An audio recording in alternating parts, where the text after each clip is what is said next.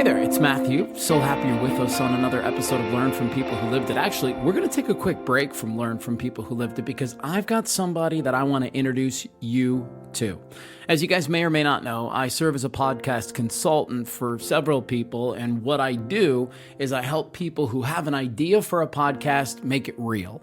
So if you're sitting out there and you've been thinking about, I want to start a podcast, we should connect and talk because I can literally get you from that idea to recorded, to released, to people listening to it, and there's nothing I love more than setting other people up for success, especially people like Lauren Bernard, who I'm going to feature on this episode of Learn from People Who Lived It.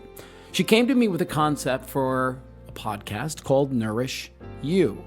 And she's really got three things that she wants to tackle, and I'm going to let her explain that in just a couple of moments. But the episode I'm going to share with you today is one that she just recorded a couple of weeks ago. And what I loved about this episode was the way that it started. Like right out of the gate, they're talking about this concept that as working moms, they're expected to go to work like they don't have any children. And then when they come home, they're expected to parent like they don't have a full-time job. And what a mess that can be for so many people. So they're going to sort that out and a few other things. Plus, Lauren's going to take you through a guided meditation at the end, turn you on to one of her favorite mocktails, and a whole lot more. So if you're into podcasting, I'm asking you right now to go to the Nourish You podcast and hit that subscribe button. Without further ado, here is Lauren Bernard and her brand new podcast called Nourish You. So what I found in my own experience and talking to working moms is, you go to work and you're expected to behave as if you don't have kids. And you come home and you're expected to behave like a full-time mom. It breaks my heart.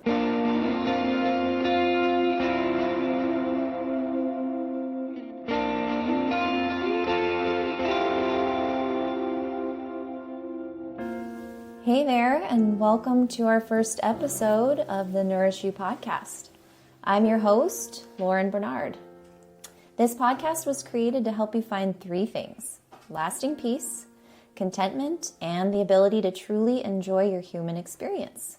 To do that, we're here today with Courtney Walker. Hello. Certified life coach and NLP practitioner. So let's dive in and walk through how to shift our mindsets. And also today on this episode, I've got a delicious and delightful mocktail for you to try and a yoga pose if you're looking for relief from lower back pain, hip discomfort. So Courtney and I met earlier in 23. Yeah. I think through an introduction of a mutual friend. We have to give Erica a shout out. Yeah. Thanks, She's Erica. Amazing. Introducing us, knowing we would connect. And so Courtney is, I feel like, a perfect person to start the show off because through her mindset work, your life experience of being a mother, and I just think you have a beautiful balance, whether you see that or not from the outside looking in, balancing having three little ones, I think a role model like partnership, and a really purpose-driven career. Oh, wow. So thank you. I just really admire what you're doing in the world and was happy to have you come on. Well, that means a lot coming from you, who I also share those same sentiments with you. So thank you. That's very meaningful to me. Absolutely. Let's talk a little bit more about you. So also, those of you that are going to be following along the show are going to hear quite a bit about human design through various different episodes. And so let's just kick it off with Courtney is a manifesting generator like myself and is with a 1-3 profile. So for all the 1-3s out there, like my son Aiden, tell me, what can you not stop Googling right now? Oh, man. Well, I've recently gotten into quite a bit of like the manifestation story. At the end of last year, I took a course which kind of overlapped into the new year. And there's just this whole world of knowledge about manifestation. And so that's really something that I've been really intrigued with and interested in. And of course, like it aligns with my professional journey as well. So it's personal and professional for me. and something that I bring in conversation with my clients and my audience on social media. It's just something that I know I'm on the surface of, like I've touched the surface of it, and there's a lot more to learn about it. But that's something that I've just been like nose to my phone, just so interested in. And so, manifestation. Always surprise us. Like I didn't think that was on the radar, and I'm really excited to hear this. Yeah. So, and as a manifesting generator, you also have like this like visionary aspect to who you are and the process of things, and sort of seeing the cart before the horse. So what's like standing out in, because this also is like really in line with your work as an NLP practitioner, which we're going to get to, but tell me what is like standing out the most fascinating about manifesting things. Yeah. So it's really, so the specific, I'm going to talk a little bit about the course because I think it's really important, cool. But the course is very rooted also in the moon cycle. And so for me, it was really valuable for me to learn about the astrological piece of it, the moon cycle, and then also how that combines with just us as humans and how our body responds and is connected so closely to nature in general. And so what I took away from it is that we have the power within us to create the world that we desire. Yeah. And without being too like woo-woo about it, because there's a little bit of woo-woo about it, and depending on, you know, your own experience and your own story, you could definitely take that perspective on it. And I think I did, right? Probably if I would have talked to my 20-year-old self, I would have agreed. There's no like logical reason to create your own world, but as my own experience has designed, it absolutely is possible for you to create your own world and to generate and manifest what you want and what you desire. And it's also like a lot of the mindset work that I work with my clients, which is very rooted in neuroscience and mindset. So it's just... There's an absolute connection. Yeah, there's an absolute connection. You just have to be able to see the forest through the trees. I love this. Yeah. Beautiful. Yeah. You'll have to share that course so I can link it up in the show notes for people and so I can check it out myself. Yeah, absolutely. And I so want to dig more into power of the mind, but I would also love to ask you, because I think this is a great question for everyone that comes on the show and will really help us learn more about you really quickly. So tell me from your perspective what you think needs to be nourished in the human experience / reality so that we can move towards an ideal world. Now, this could be like for you personally, career-wise, job field. This could also be global, collective, sort of energetic. But maybe just paint us a picture. Like what do you see in idealistic potential for the human experience? That's a really great question. It's my favorite. I love that question. Immediately when you asked that question, I thought we just need to tune out the noise. So often we are influenced, and sometimes even like not even knowing. I think I've heard you describe it like a radio frequency. Like we're just continually catching these radio waves into ourselves, and we don't even know it, right? The energies and the vibes and all of that type of external things that we can't control. But we can't control that, but we can control our own internal environment. So if we're able to tune out and just recognize what we're in control of and tune into ourselves and recognize that everything that we seek resides somewhere within us. My favorite thing to say when somebody asks me a question, right? Sometimes it's an opinion about something, like a client needs an opinion about something, or even like my spouse recently asked me a question, and I just look at them and I say, I think it's interesting you're asking me that question, right? What do you think about it? And the fact that a question is asked means that there is something inside of them generating enough to ask that question.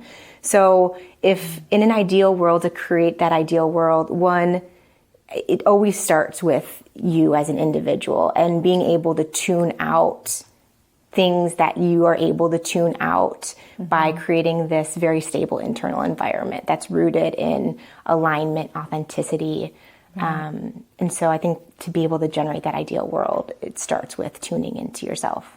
Yeah, and we don't really arrive at the ability to answer this question without having fumbled our way to it. Yes. So I'm guessing there's more of a story there. Yeah.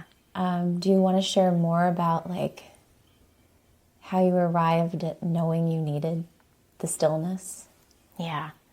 My journey to wellness and nourishment of my own soul really started, I would say, in early 20s. Quite a bit of soul seeking, quite a bit of looking at it from like a codependency perspective, right? There's lots of different ways to look at where the journey starts, but really it started there. And it evolved into from like a therapeutic journey into a coaching journey where I ended up acknowledging that I got everything I needed from therapy and then moving into the place of forward looking into a coach. And so working with a coach very early on to gain the tools to recognize I have to, those answers live within me. The wisdom lives within me. And so I gained those tools to be able to get to the next place.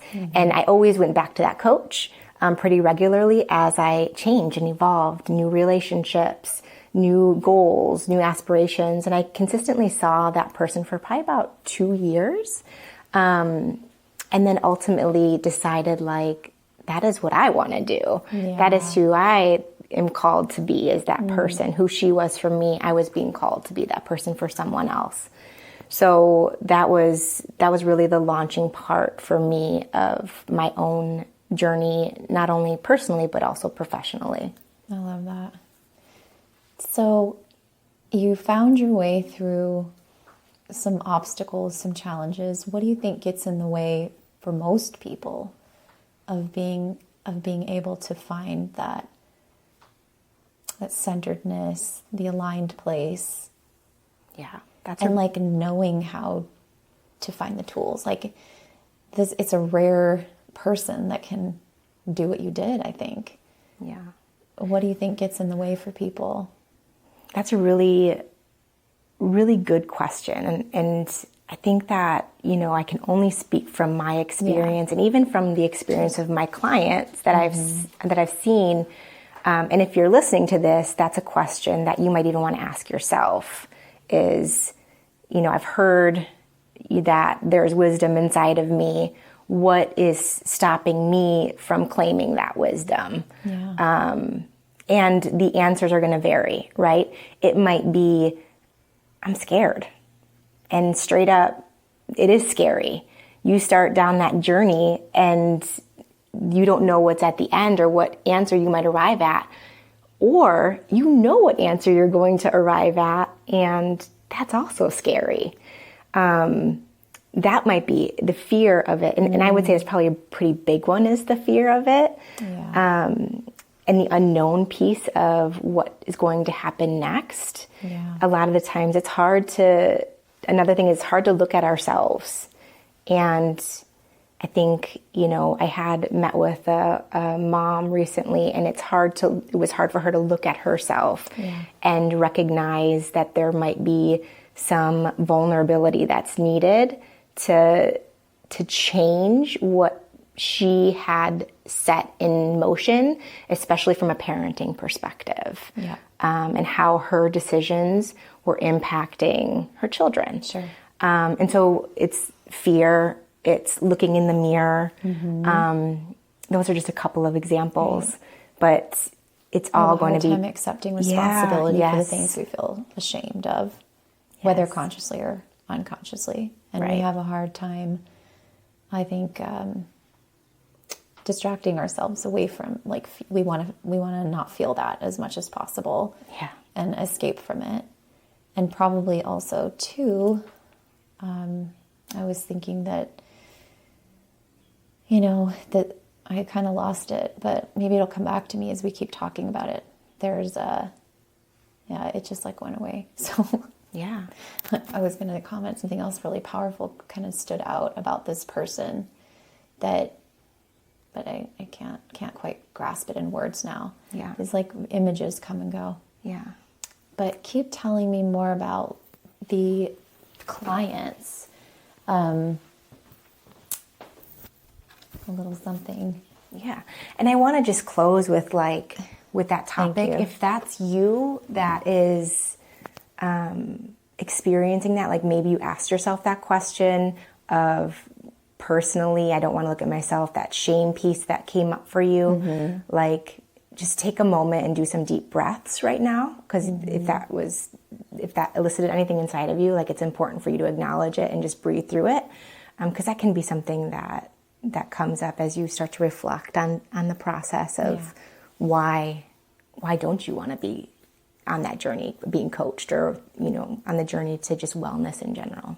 Yeah, absolutely. We distract ourselves. And so we find our way to maybe realizing that the dominating pain of distracting and not being able to find the centeredness.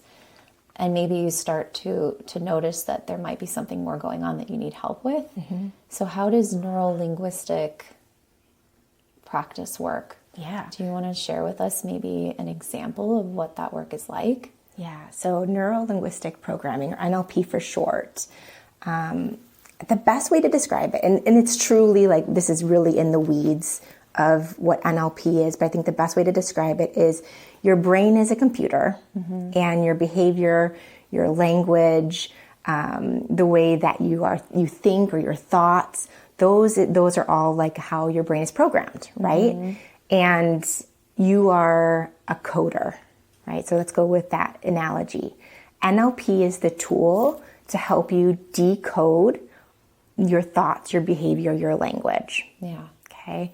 And in coaching, the techniques that we use, because as a coach, I also observe and learn how you think, how you are, your language and your behavior patterns, all in an effort to then kind of uproot any kind of weeds. Yeah. So maybe you don't like a thought. Maybe there's an unuseful thought that you have. Maybe that there's a behavior you're just not finding to be useful anymore. Your language is not supportive of your growth. Those are all kind of like weeds in your brain. As a coach, I work to uproot them and then use techniques that are related to NLP, so like reframing and refocusing, to then plant different things that are useful.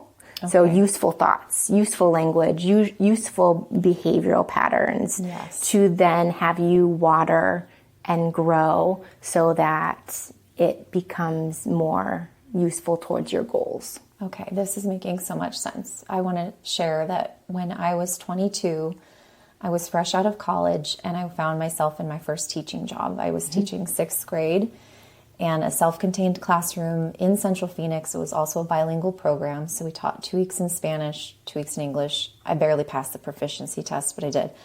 And I was completely in over my head in so many ways. And to the point where mid-year, I literally thought I was like dying. And I put myself into therapy because I didn't know how I was going to like keep going with this life path I had chosen that felt so off. So like you said, I just couldn't find like the quiet underneath the maddening sort of like thoughts and sensations. And I just felt like I lost myself completely. So I thought for sure, like, okay, there's like this free therapy for teachers. I'm just going to do that. And this guy said to me, like, have you ever considered what this is trying to teach you? Like, no, I had never, that never occurred to me at 22 that, you know, this just was a new thought. This was revolutionary to me. And then somehow within days, a book shows up that it's called What to Say When You Talk to Yourself. And I'll have to link this book because it's phenomenal. And I hadn't even been aware of all the programming that goes into our nervous system, the neurological. So exactly what you're speaking to is like the figuring out the years and years of coding, that programming that's in the background operating on our day to day. And we a lot of times don't even know how it got there. I mean, and then years fast forward, 20 years later, I'm in a situation in parenting right now, and like all of a sudden a version of me is running the show that I don't even know how it got into my energy field, into my awareness, into my body. And it's really interesting because at least in certain reactive moments you go, oh, there's something still running in the background here. I don't want it there. Yeah. And at some point you do realize that you can actually reprogram. So is that essentially what you do? Yeah, absolutely. Okay. And I struggle, and that language is used all the time, reprogram. And I struggle with that language of reprogram because really, like, it is reprogramming, but I just struggle with that language, right? Okay. Well, that's just a complete sentence right there. Yeah. But it is working with the client to understand their experience and how that experience doesn't have to shape what the future is. And the coolest part, and one of my favorite pieces of knowledge that I carry into my work, is that your brain only recognizes the present moment, right? Yes. So if you think of a memory and you have a strong emotion attached to it, it recognizes that as a present experience, right? And the same thing, and the same trick on the opposite side, on the other side of the coin, is that you can think about a future experience, totally envision it, completely, from all of the senses. You can smell it, touch it, hear it, see it, right? And even taste it. There's some clients that will taste it. I had one client taste Indian food in her experience. It was amazing. And create it in your mind, and your mind recognizes it. And so when it comes in the future, it's familiar to the mind and it's less likely to sabotage it. Yes. So these are all of like these tools to reprogram the brain. It's more of like an integration. Yes. Like of the old and then choosing the new. Yeah, it's a beautiful way to articulate it. Yeah. I like that better too. Yeah, reprogram. But it is, I think, a cool understanding to know that the majority of the things that kind of come and go, we call this in yoga the chitta vritti. It's the fluctuations of the mind, the like monkey mind, where there's like these habitual patterns that when you do get your body still, when you find your breath, you can witness kind of like outside perspective. You're looking in with this microscope, seeing what are those things that are coming and going. And from that place of awareness, you can start to say, like, I'm not the one who put that in there. Yeah. Somebody told me that, or the world says I should do this, XYZ. So, like, I think that being able to have someone to help you figure out how to align yourself with what your real values are, like, speak to, like, your ideal client is really cool. And I think probably your ideal of the world shaped who it is that you find the need to serve. Yeah.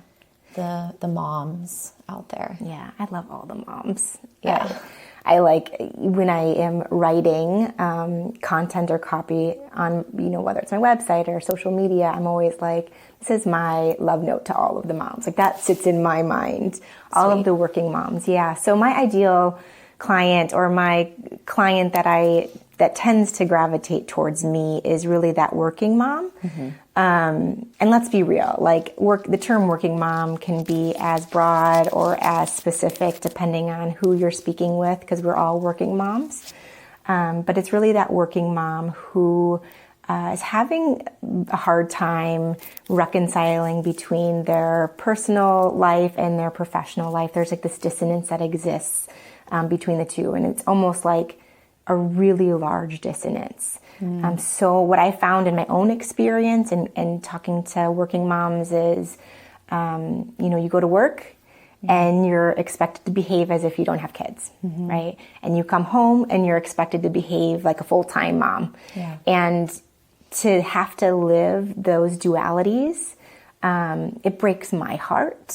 I live that duality, and it's hard, right? You put the heels on, you go to work, and you carry your weight, but you don't get to talk about it. And then you go home and you do the same thing. And so working moms are really a space and a individual that I really cherish working with.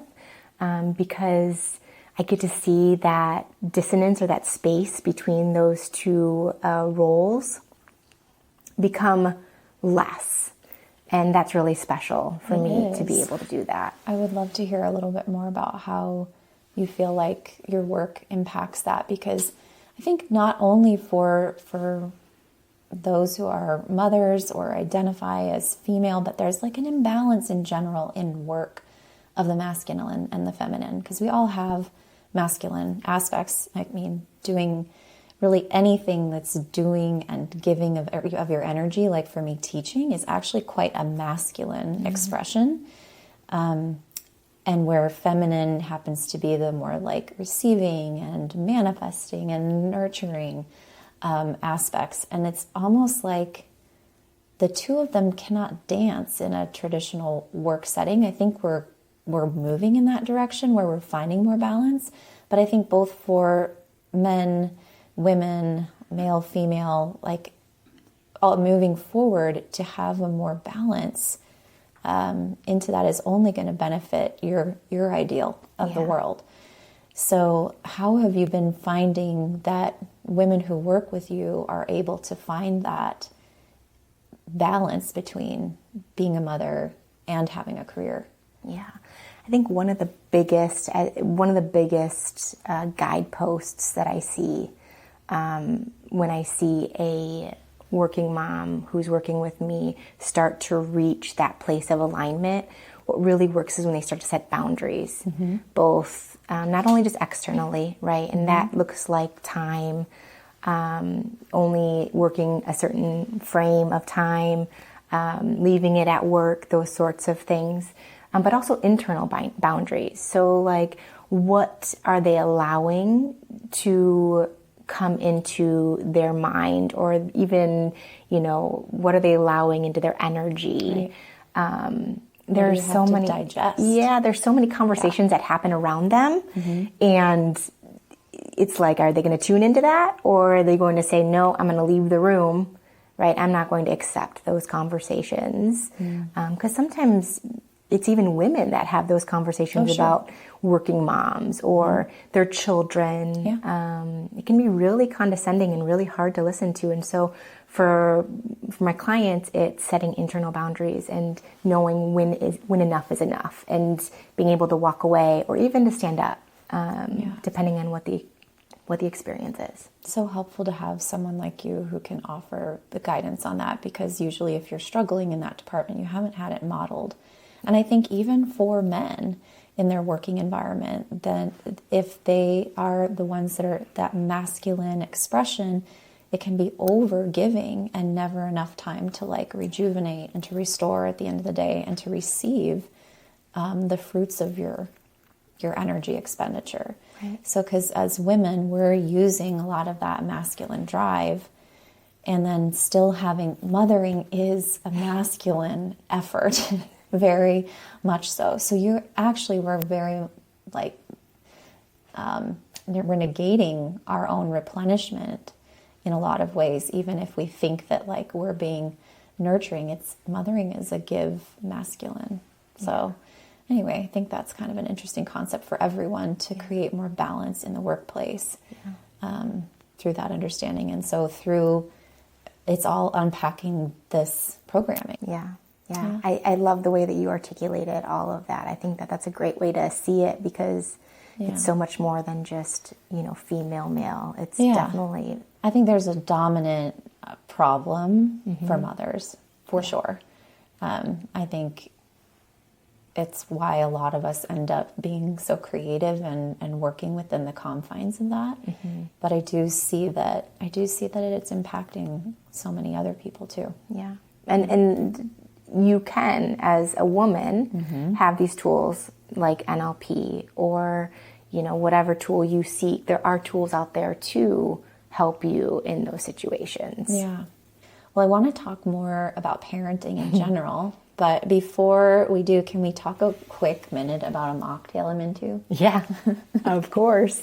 All right. So have you tried many mocktails, and what do you think? I have not tried many mocktails in my non-pregnant existence, but when I was pregnant, I was all about the pineapples and the cherries and anything sweet that, came my way.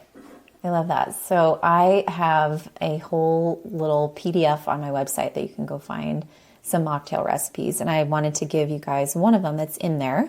It's called the pomegranate spritzer. So it's great really any time of year. That's why I wanted to mention it, because you can sort of change up herbs according to the season. So right now I'm loving rosemary in it, but also mint or basil is nice as we get into spring and summer. So essentially you start by dissolving a teaspoon of honey or raw sugar into a cup of warm water. Make like a simple syrup. Then you fill a glass with ice, add 2 tablespoons or like up to 1/4 cup of pomegranate juice. Or you can also substitute this for tart cherry. And you kind of fill it up with your sparkling mineral water. You add garnishes and anything else that you want in there along with the syrup. It's really, really good. So if you want the full recipe, you can check it out on my website, or it's in the Nourish You ebook that's also linked in the show notes below with other great food recipes. So let's talk a little bit more about how you yourself are finding some balance in motherhood and career. Yeah. So I have 3 boys, all under the age of 8. And so finding balance is something that is a practice. Yeah. I laugh at that because it truly is a practice. I was preparing for today, and I was reminding myself about patience. It's 8:30 in the morning every day. Yeah. It never changes. It's the same thing every day. They got to get their shoes on. They got to get ready to get out the door. And yet I'm consistently challenged at that time. Yeah. And so for me, it is going inside, controlling that internal environment.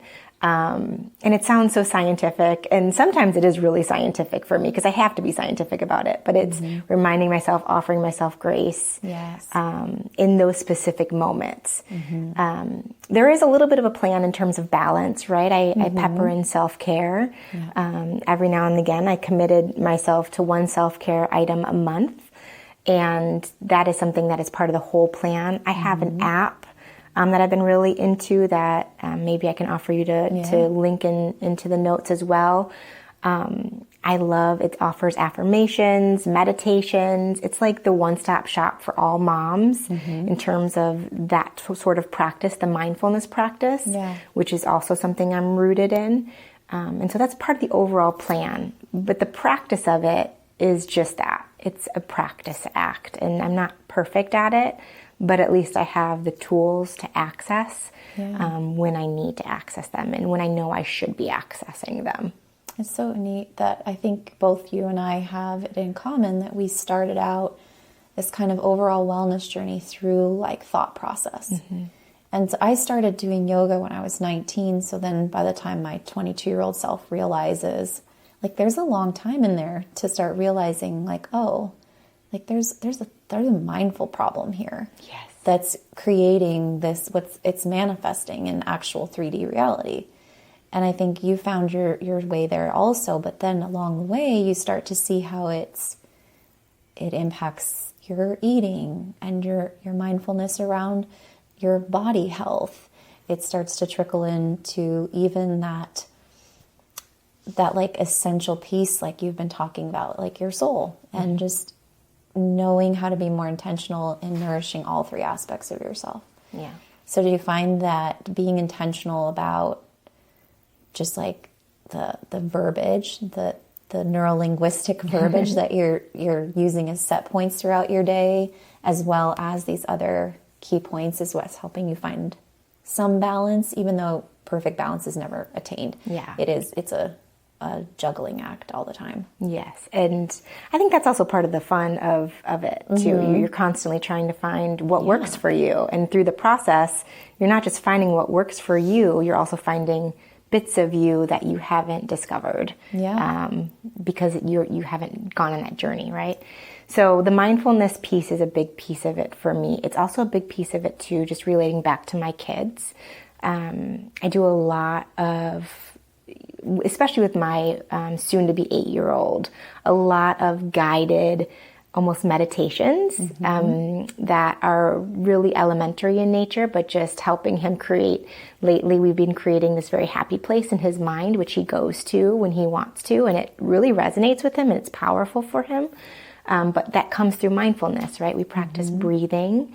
When he's got a new adventure coming up, we practice breathing and bringing him back to that present space.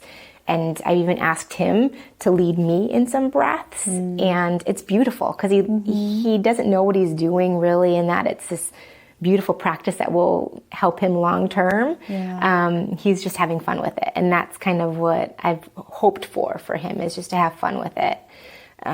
Also in the balancing space too is gratitude, showing gratefulness. So sitting down to eat, that mindfulness and being grateful for food. Some people practice it in prayer. For me, it's a little bit of that, and it's a little bit just, I'm going to eat food now, and I'm grateful for where it comes from and, the taste of it and things like that. But also like bringing it back to kids and parenting. The best thing, my 8-year-old had some struggles sleeping and staying in his bed. And we've started to incorporate a gratitude practice at night. So naming 3 things right before bedtime that he's grateful for. And it's the same 3 things every night, but he lights up inside, and it brings his nervous system to a place of rest and peace. Perfect. And that's also something that we practice, which is wonderful. And it's giving and nourishing to me too. I bet you give that gift to a lot of moms, just these little techniques that you're bringing your work into your parenting, and then I'm sure that you also can take that experience to your clients and help them become coaches of their own, which is why that work with moms is so powerful. Yeah, that's really great, and it is fun. Yeah, I'm a firm believer that like moms are going to change the world because we have impact on our littles. Yeah, and when we can impact even our community, the ripple effect is just that much more powerful. So even more the reason for them to be supported and have rights respected in the workplace. What about your clients themselves who maybe are really looking at it more, the work with you at their own programming? Can you walk us through maybe an example of what that looked like for someone? Yeah. So that if someone's listening and it's like, I think this really resonates, I need to do this work. Like, what kinds of things did she go through? What could people expect? Yeah. So I had a client, she was about to return to work. So she was currently on maternity leave.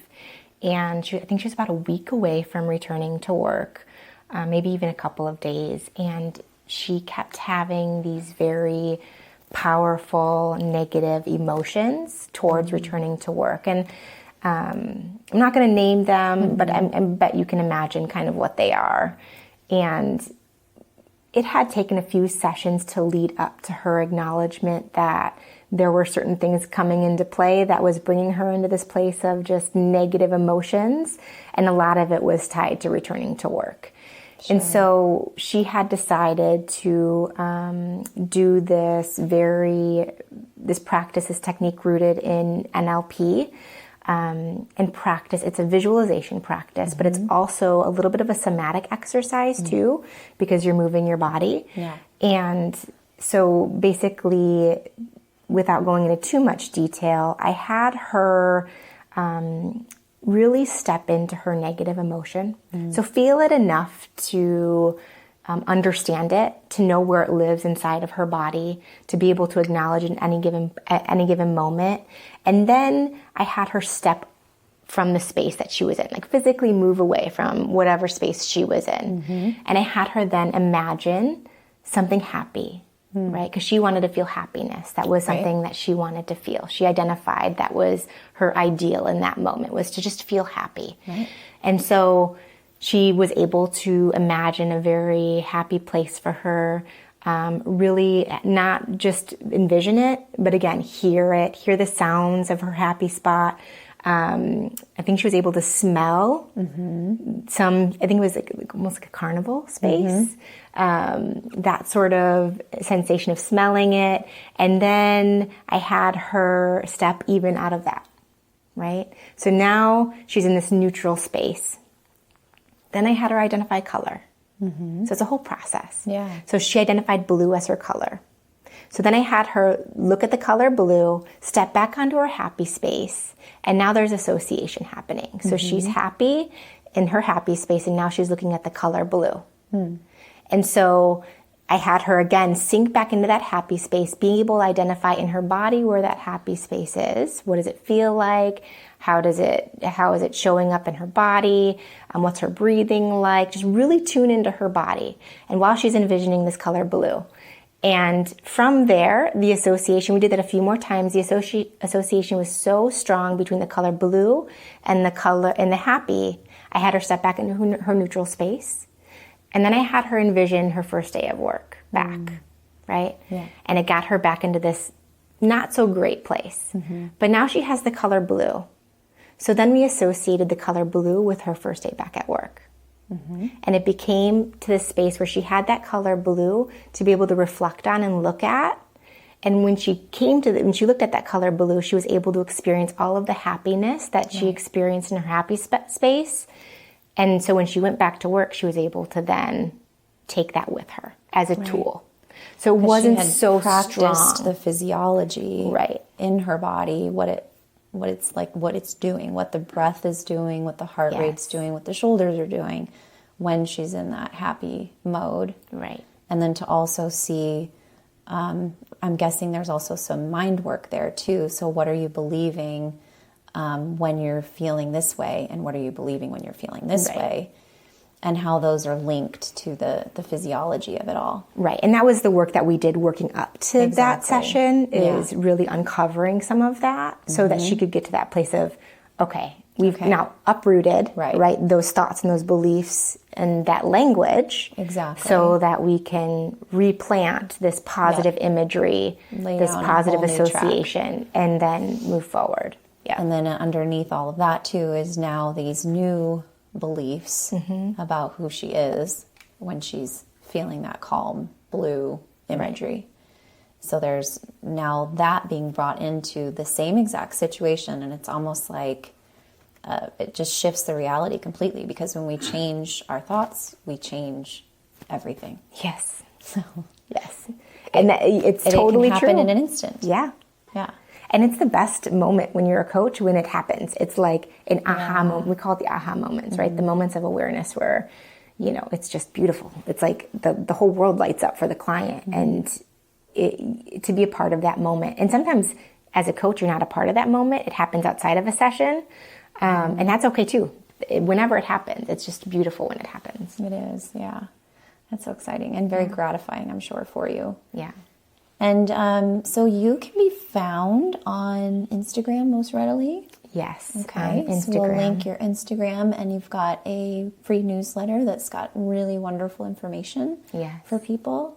What else would you like to say about your offerings? So I do offer one-on-one coaching, as well as, again, social media. I'm going to be opening up some group coaching in the future. But for right now, it's one-on-one coaching. I love that. Yeah. Yeah, I think you're so powerful one-on-one. And I know that if you have some kind of group container at some point, for the collective will ripple even bigger. Yeah. Yeah. And I do offer virtual as well as in person as well. So and Courtney's here in Tempe, Arizona, in this amazing space by the lake. It's so tranquil and such a good space. It just feels so good in here. Thank you for having me here. Yeah.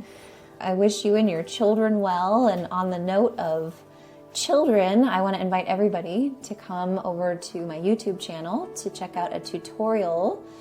It's a pose called Child's Pose, which our kids are so brilliant at taking care of their bodies in this way, but it can alleviate adults who are finding low back and hip discomfort and less mobility as we grow. So take a look at that, or if you are in Tempe and you need some coaching from Courtney, or you want to pop over to One Tribe Yoga, I am there teaching a variety of beginner and advanced classes, Tuesday, Wednesdays, and Fridays, and I'll link the schedule below. So let's close this out. Let's all sit up nice and tall and take a few deep breaths in through your nose as you close your eyes and settle your shoulders. Just gather and take whatever you've gained from our time together today. Remember to think kind and peaceful thoughts about yourself and others, to speak from that place of integrity, and to move forward in giving action. Thanks so much for being here today. Thank you for sharing, and it really helps us get all of this great positivity and light out into the world around us. Namaste.